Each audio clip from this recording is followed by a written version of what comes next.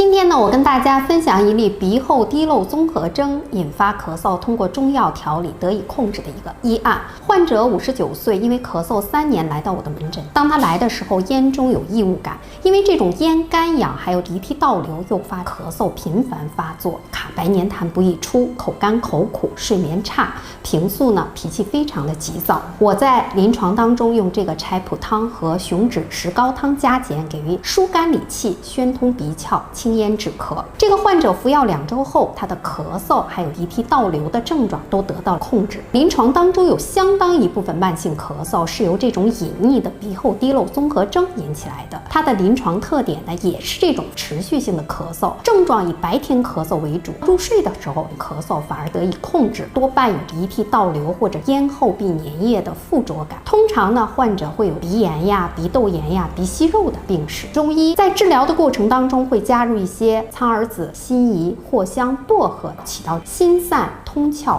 芳香、理气的作用，来改善鼻腔内的环境，会起到一个非常不错的疗效。